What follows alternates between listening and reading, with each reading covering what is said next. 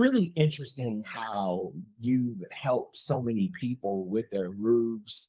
And what are more signs that investors need to look out for? So let's say red flags, building. We're talking red flags, and I have the yellow flag. So we're looking for issues that investors need to look out for because I might be on the site and I may not be able to call you immediately. What are some things I need to look for? So the few things that I would look for, simple little key points. Investors that are moving at a high rate and flipping a lot of homes will do the minimum to get it to where it needs to be. Something that I've learned over the years is if there's only one ceiling in the house painted, there's probably a reason. A lot of the times with leaks, if it's just a pipe and they think they fixed it because they went up and threw some sealant around area that might have been a leak. If everything else in the house is popcorn ceiling and one room isn't, there's probably a reason. Or if it's it's a red flag. I tell you, one thing that is so crucial that I really feel like it's missed is the attic, man.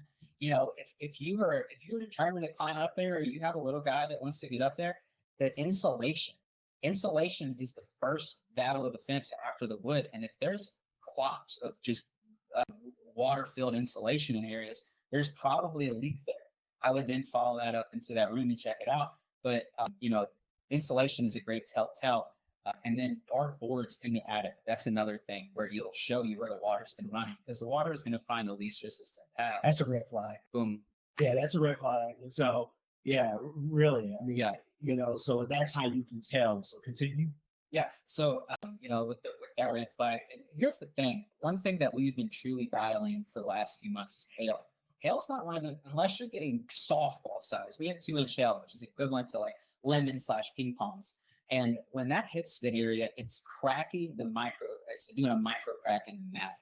What happens with that is it's a small drip that happens over time. So if the hail is on Wednesday, you're not going to see major leaking on Friday. But in 6 months, you're going to start noticing little brown drips. You're going to start seeing issues.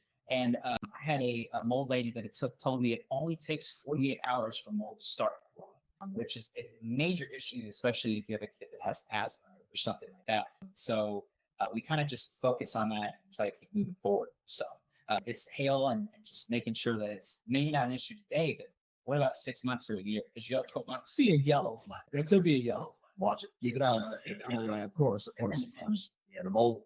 We have a mold specialist come on here. And he said similar thing. The mold can form just as water with food. Food it needs food and water. Yeah. So he tells me once you remove that water source, which could be a leaky roof, you can stop the food. You stop the water source from the mold. Yeah, and then the investor side. So thinking about knowing your weather. I mean, this is something that's affecting your livelihood. This is your bank account. If you're not looking at a house as a bank account, and hey, more power to you, but that's what it is. And at the end of the day, if you bought something in January and we had a loss that 95% of the neighborhood is getting a roof in April because of it, a new roof can bring your value of your home up 10%.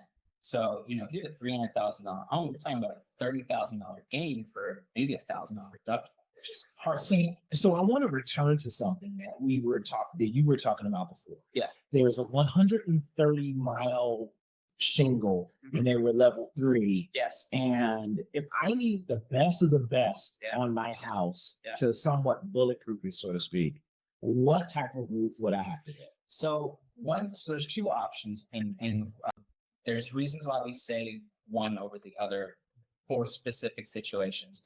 Our go-to traditionally is what's called a Malarkey shingle. Malarkey, they're honestly the furthest away that you could imagine, and they're a class 4 shingle. What makes Malarkey amazing is while our HDZ is awesome, it's an asphalt type mat. The Malarkey shingles are rubberized mat. Why is that important?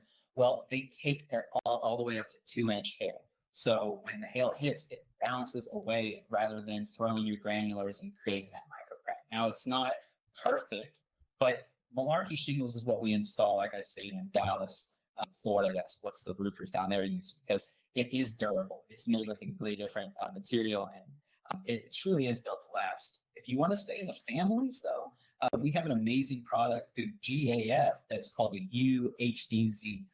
UHDZs are the same equivalent, 130 miles an hour for wind, and also 2-inch hail. However, something that they offer in their shingle is AR resistant, which is algae resistant. So with those wavy streak solar lines that you see on houses, that's taken away because, as you know, copper and algae don't mix. You got a pool, throw some copper coils in it, don't worry about algae in there.